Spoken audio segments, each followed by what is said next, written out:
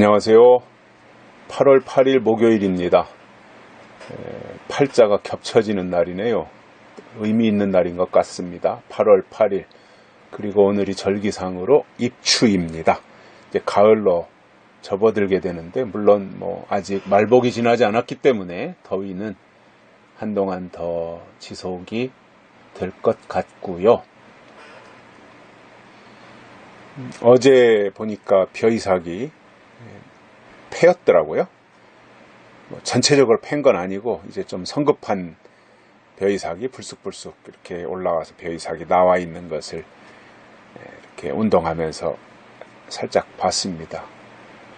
엊그저께 모내기 한 것 같은데 벌써 벼가 다 자라서 이삭이 나올 때가 된 것을 보면서 시간이 참 빠르구나 하는 것을 느꼈습니다. 하기야 벌써 이제 8월 이렇게 접어들어서 8일이 지나고 있으니까 이제 한 2019년도도 3분의 2가 거의 지나는 순간이지요. 좀 우리 대한민국 안팎이 어수선합니다. 일본 문제도 그렇고, 또 중국은 계속해서 우리나라의 사드 문제나 또 우리나라의 그 미국이 중거리 미사일 배치하는 문제 가지고 또 막 협박을 합니다. 중국은 지네들은 미사일이고 사드 다 배치해 놓고 있으면서 우리나라가 하려 그러면 아주 잡아먹을 듯이 하는데, 왜 그러냐? 우리나라가 너무 비겁해서 그래요. 당당하게 하면 중국이 꼼짝 못할 텐데 아무 소리 안 하고 그냥 무슨 상전 국가 대하듯이, 무슨 우리나라가 중국에다 조공 바치는 것도 아닌데 너무나 이렇게 좀 비겁한 모습을 보이는 것이 참 불쾌하기도 하고요. 또 미국과의 그 관계는 점점점 무너지고 있고, 대한민국 국민들이 여러 가지로 참 불안하고 우려스러운 상황이 전개되고 있습니다. 그러나 저는 그렇게 생각합니다. 우리 대한민국이 하나님의 뜻으로 세워진 나라입니다. 반만년 역사 속에 위기가 수없이 많았어요. 아마 하나님이 붙잡고 계시지 않았다면 벌써 우리 대한민국은 사라졌을 거예요. 외세의 침입이 얼마나 많았습니까? 반만년 역사 속에 900번이 넘잖아요. 외세의 침입이. 그때마다 하나님이 개입하셔서 유지되었습니다. 잘한 건 아무것도 없어요. 대한민국이 잘한 게 있어서 하나님이 개입하신 게 아니에요. 잘한 게 아무것도 없어요. 세계에서 거짓말 제일 잘하는 나라가 우리 대한민국이라 그러잖아요. 정치인들 보면, 국회의원들 이런 사람들 보면 번번이 맨날 밥 먹듯이 거짓말 하잖아요. 하기야 우리나라 대통령까지도 거짓말 선수인데, 국민들 뭐 보고 배운 게 뭐가 있겠어요. 정치하는 국회의원들 보면서 아이고 다 정치는 거짓말이구나, 이거 다 배우지 않았겠어요. 왜 우리나라가 이렇게 민주주의를 하면서 거짓말이 많은 나라가 되었는가, 이렇게 볼 때 사회주의 잔재가 있는 것 같아요. 왜냐하면 이 사회주의는 거짓말이잖아요. 모든 게 다 정치. 북한 같은 것도 보면 공산주의자들은 선동과 거짓말에 아주 탁월한 사람들이거든요. 그 영향이 우리 대한민국에도 와서 좌파들, 특히 종북 좌파들, 사회주의를 선호하는 좌파들은 선동을 아주 기가 막히게 잘하고 거짓말을 밥 먹듯이 하는 게 그 사람들이에요. 미국이나 유럽의 선진국에서 정치인이 거짓말했다 그러면 아마 속된 말로 개박살 날 겁니다. 근데 우리나라에서는 거짓말 했는데 그냥 아무렇지도 않게 지나가는 거예요. 아니, 대통령이 그렇게 그냥 밥 먹듯이 거짓말 하는데도 국민들이 그거에 대해서 문제시하지도 않고 말이죠. 자, 이게 그래서 우리나라는 참 이 거짓말 이걸 어떻게 고칠까? 뭐 고쳐지지 않을 것 같아요. 민족성이 그러니까. 게다가 아직도 그 주사파 이 사람들은 아주 거짓말이 몸에 배어 있는 사람들이다 보니까 아마 이 국가가 개조되기는 어려울 것 같아요. 이런 전반적인 것을 볼 때 저는 우리 대한민국이 뭔가를 잘해서 하나님이 위기 때마다 지켜주셨다 이렇게 생각하진 않아요. 잘한 거 아무것도 없어요. 사실 우리 대한민국 어떻게 하든지 그냥 공산화 시키려고 기회 닿는 대로 그러잖아요. 뭐 박헌영이 때부터 그게 공산주의라는 게 하나님이 제일 싫어하는 건데 어떻게 하든지 그 공산화 시키려고 하는, 지금도 문재인 정부 들어서 사는 게 그거 아니에요? 사회주의. 북한하고 손잡고 연방 통일하려고. 그래서 참 그 하나님이 싫어하는 일들을 하는 이런 모든 것을 볼 때 오히려 괘씸하게 생각하지 않을까 싶은데, 하나님이 그래도 지금까지 붙잡고 계신 것은 저는 이 한 가지 때문이라고 생각해요. 한 가지. 하나님이 나타내실 마지막 뜻이 대한민국에 있기 때문에, 그것 때문에 하나님이 대한민국을 아직도 붙잡고 계시다. 그 한 가지예요. 이스라엘 백성들을 애굽에서 430년 만에 출애굽시킬 때에도 하나님의 약속 때문에 그들을 출애굽시킨 거지, 이스라엘 백성들이 잘해서 그런 게 아니잖아요.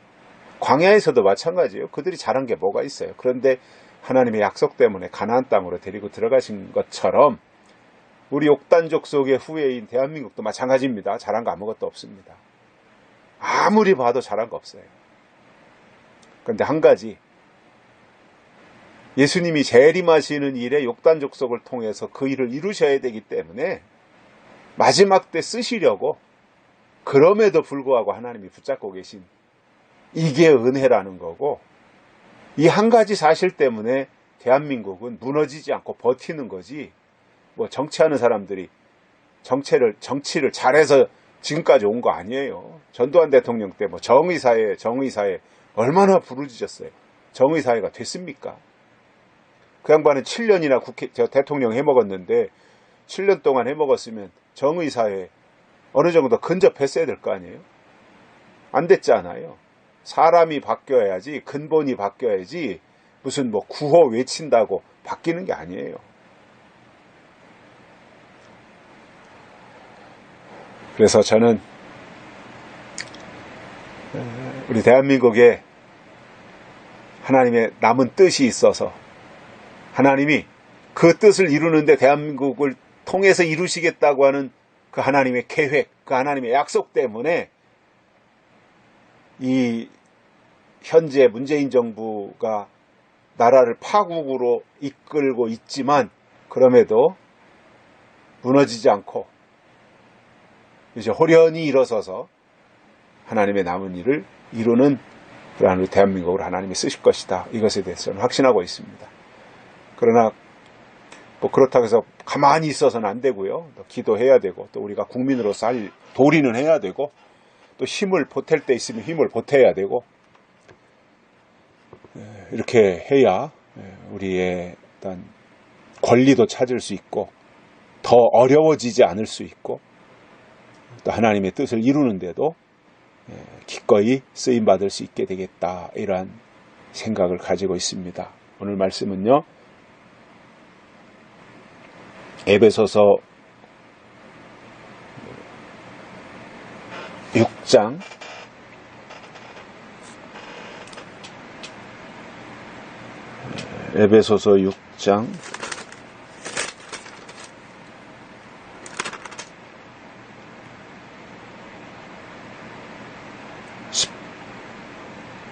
18절, 에베소서 6장 18절입니다.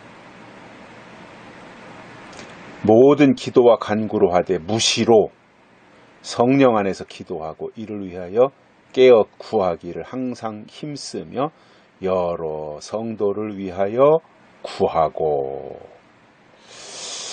자, 우리가 이 신앙생활이라고 하는 것이 기도를 빼놓고는 신앙생활을 유지해 가기가 어렵죠. 왜냐하면 우리 힘으로 신앙생활하는 게 아니라 하나님이 공급해 주시는 힘으로 신앙생활하는데, 하나님의 힘을 공급받는 통로가 말씀과 기도거든요. 근데 이 두 가지가 균형을 이루어야 돼요. 한 가지로만 되는 게 아니에요. 말씀만 안 되고 기도만 아닙니다. 왜냐?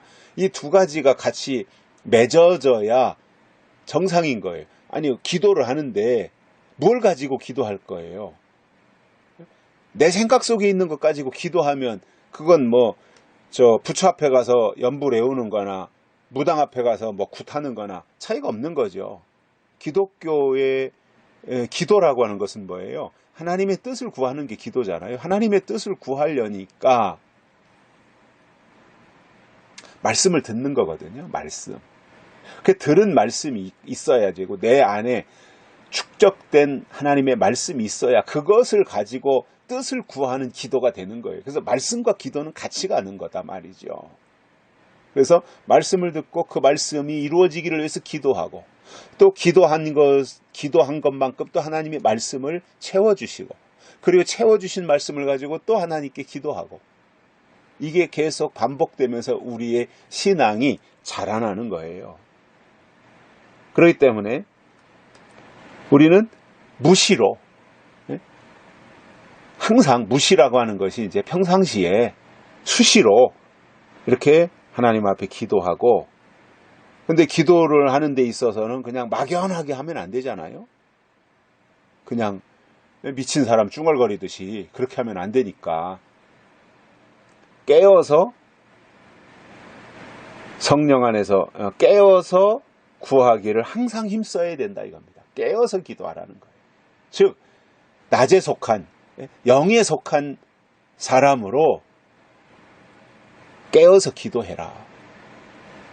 하나님의 것을 붙잡고 그 하나님의 뜻이 이루어지기를 위해서 기도하라는 거예요. 그래서 우리가 기도할 때 두 가지가 꼭 채워져야 되는 게 있습니다. 뭐냐? 하나님의 뜻을 이루기 위해서 기도하고, 그 다음에 18절 끝에는 뭐예요? 성도들을 위하여서 기도하라. 하나님의 뜻이 이루어지기를 위해서 기도하고 내 주변에 있는 여러 성도들을 위해서 기도하라. 우리 이웃을 위해서 기도해줘라 이거예요. 그러니까 하나님의 뜻이 하늘에서 이루어진 것처럼 땅에서도 이루어지기를 위해서 먼저 기도하고, 아울러 내 주변에 있는 형제들을 위해서, 성도들을 위해서 함께 기도하는 이 모습, 이것이 우리가 마땅히 하나님의 사람으로 하나님을 위해서, 하나님을 향하여 나아가는 우리의 과정 속에 이루어가야 할 신앙의 모습이라는 겁니다. 우리는 독단적으로 홀로서 나 혼자만 갈 수 없어요. 사람 인자가 그렇다고 그러잖아요. 한문으로 써놓으면 지탱하는 거라고 그러잖아요. 사람이 사람을 서로 지탱하는 거, 같이 더불어 사는 거죠. 인생이라고 하는 것이, 사람이라고 하는 것이 나 혼자 사는 게 아니라서. 그러면 서로가 서로에게 유익이 돼야 되고 도움이 돼야 되는 거거든요. 피해를 주면 안 된단 말이죠. 도움이 돼야 되는 거지요. 그렇다면 우리가 우리 주변에 있는 사람들에게 주어야 될 도움은 영적인 도움이잖아요. 신앙적인 거, 믿음이라고 하는 거. 그래서 깨닫지 못하는 자들로 하여금 깨달을 수 있도록 들은 말씀을 그들에게 또 전달하고, 그 전달한 말씀이 그 들은 사람 속에서 역사하도록 또 기도하고, 이것이 계속 반복되는 이 과정. 내가 또 그에게 말하는 가운데서 또 하나님이 나에게 그 다음 말을 말할 수 있는 지혜를 주시고 깨달음을 주셔서 깨달은 것을 가지고 또 그에게 다음번에 만났을 때 그 다음 이야기를 또 하고, 이렇게 해서 나도 성장하고 내 주변에 있는 사람을 또 구원시키고 이것이 하나님의 일이 되는 거지요. 자, 요즘 날씨가 많이 더운데요. 오늘 또 덥다고 하죠. 피할 수 없는 것은 즐기라 그랬어요. 우리가 더위 피할 수는 없잖아요. 즐기는 거예요. 그냥 이열치열. 즐기면서 오늘 또 잘 이겨내시고, 더울 때는 물을 많이 마시라고 그러더라고요. 물을 많이 마시고 영혼의 생수도 또 우리 속에 넘쳐서 육체와 우리의 영혼이 건강한 가운데 오늘 하루도 하나님과 함께 동행하는 복된 날 되시기를 바랍니다. 여기까지 합니다. 감사합니다.